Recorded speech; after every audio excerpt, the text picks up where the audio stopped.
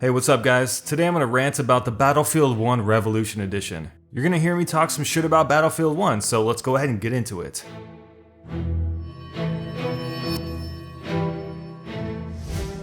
Alright, so Battlefield 1 Revolution Edition. The complete game, $60, you get the base game, you get all the DLC, and all the pre-order goodies. But hang on a second, Skippy. Isn't that what I paid for last year? The Deluxe Edition, or was it the Hyper Edition, the Ultimate Edition, whatever the hell it was, the Premier Holy Shit package, right?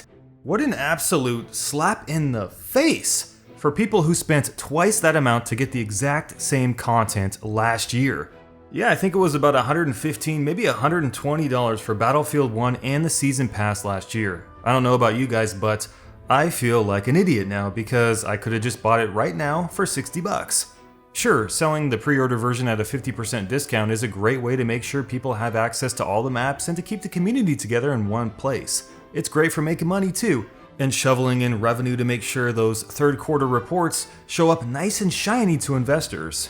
And it's great to get a bump in average player counts as they have been falling steadily now for months. But it's also good for pissing off your loyal fans who paid twice the price for the exact same product last year. It's shady business if you ask me, shady as hell.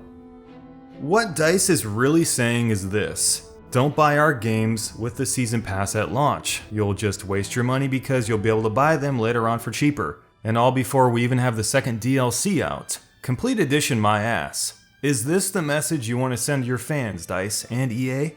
Probably not.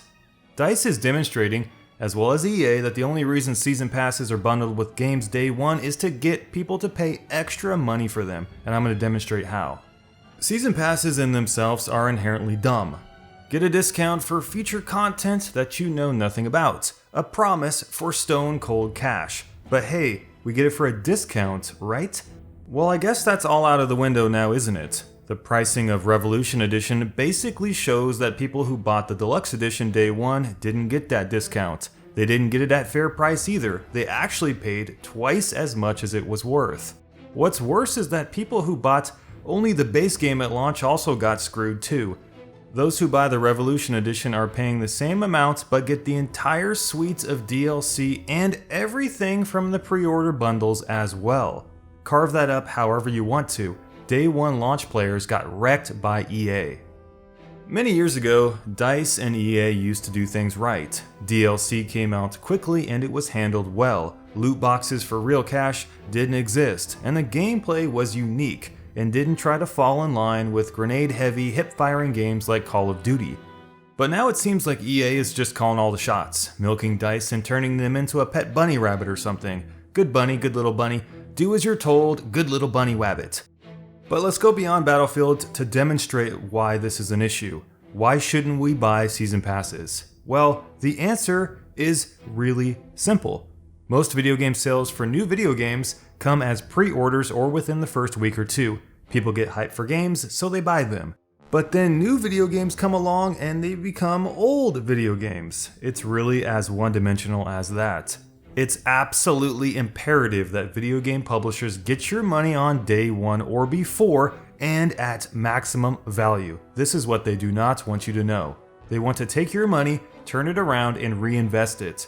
The sooner they can do that, the more interest revenue they can make on their own investments, which only gets compounded the longer the yield. You wait for a sale or you don't buy the game, it's not piles of cash they're losing, it's piles of cash plus smaller piles of cash made by those piles of cash, over and over and over. Am I painting the picture yet?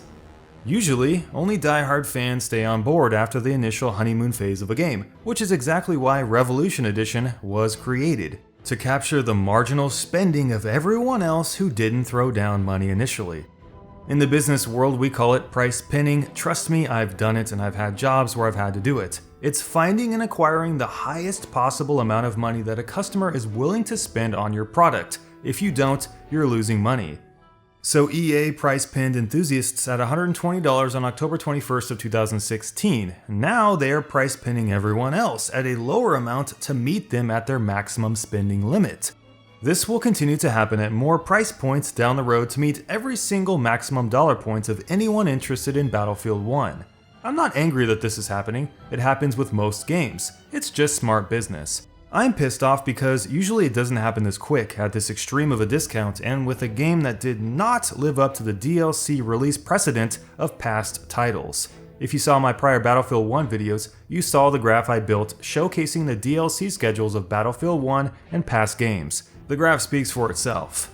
Few other games and publishers out there have the balls to charge $115 or more for a game at launch. You don't go ahead and cut that in half just to bring in more players when you've only fulfilled 20 or 15% of your promise in damn near a year. This video was a simple demonstration of how businesses thrive with pre-order and price pinning by using shady season pass strategies, so I hope I portrayed that. You may have seen my popular video, Are We Done with Battlefield 1? And yes, I am done with Battlefield 1. I was done before today. But now I'm just extra double ragey because EA and DICE took a big fat dump on the $120 I gave them for Battlefield 1 last year. So thank you very much, EA. Thanks for watching, guys. I know I remain pretty objective on the reg here on this channel, but today it was personal because I guess I was a diehard Battlefield fan before today, maybe not so much in the future. But if you guys got something to say or something to add to the situation, go ahead and comment down below.